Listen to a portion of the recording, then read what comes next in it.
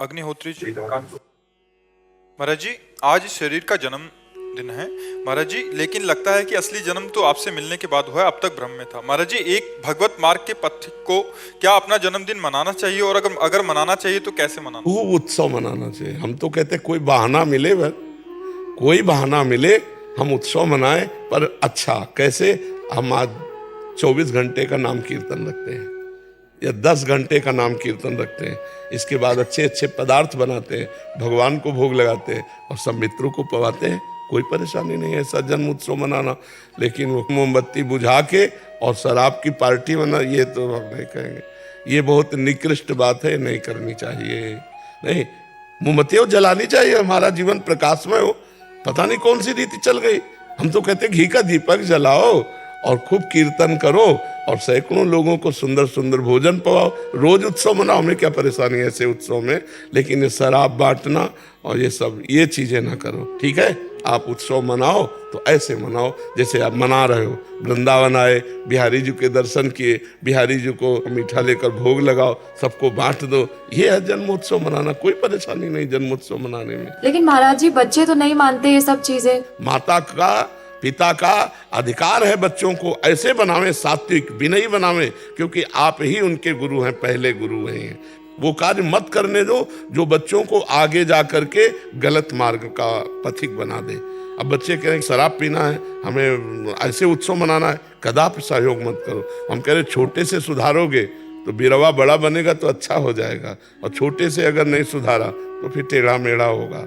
तो ऐसे ही माँ पिता को चाहिए, प्रथम गुरु हैं, अपने बच्चों को ऐसी शिक्षा दे वो व्यसन और दुर्व्यवहार और दुराचार इससे बच जाएं। इससे बच जाए तब तुम्हारी पूजा करेंगे। और अगर उद्दंडता उनकी बढ़ती चली गई तो किसी दिन वो आप पर प्रहार कर देंगे।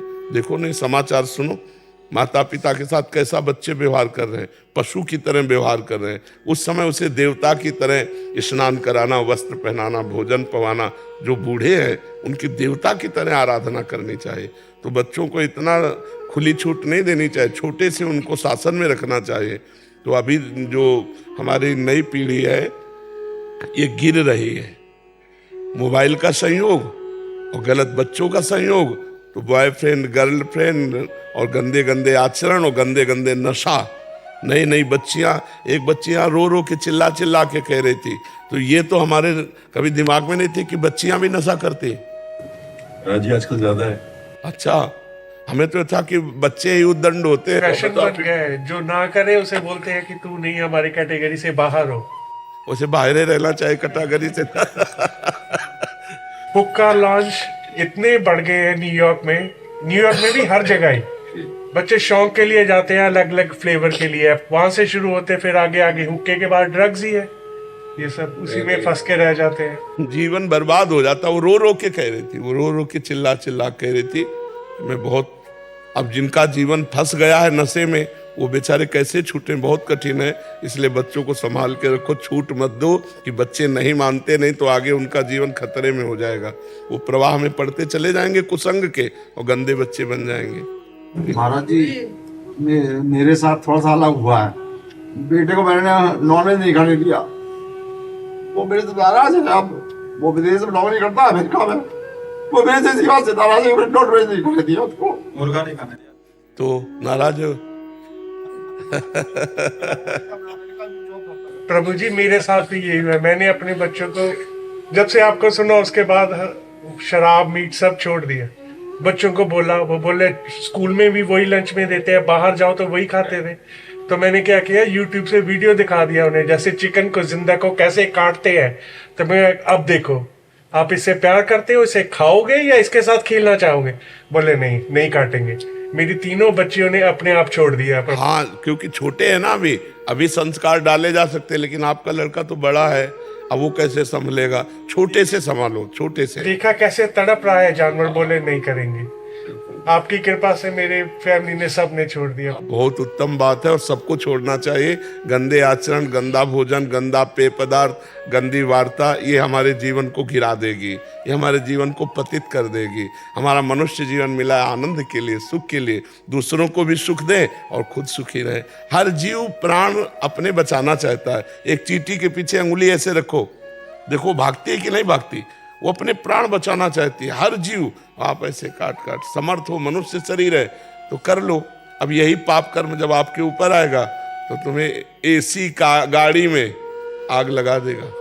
एक्सीडेंट हुआ, घुस गई राड, अब तुरंत तो निकलने वाली है नहीं, क्योंकि अस्पताल में तो हो नहीं, अब घंटों वो दुर्गति भोग रहे। क्यों? क्योंकि ऐसे काटा है जीवों को, ऐसे कष्ट दिया है। अवश्य में भोक्तव्यम कृतम कर्म शुभाशुभम, जो तुम पाप कर्म करोगे उसका तुम्हें फल भोगना पड़ेगा।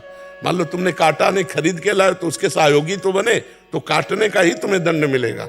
तो इसीलिए मना करते, शराब मत पियो, मांस मत खाओ, पराई माता बहनों को गंदी दृष्टि से मत देखो, पराए धन की तरफ ललचाओ मत, वो आएगा तो तुम्हारा नाश कर देगा, तुम्हारे परिवार की बुद्धि नष्ट कर देगा। अच्छे से चलो, भगवान का नाम जप करो, दूसरों की सेवा करो। यही मनुष्य जीवन है कि लोग तुम्हारा नाम लें यार, तुम्हारे को याद करें कि यार व्यक्तित्व कितना अच्छा है।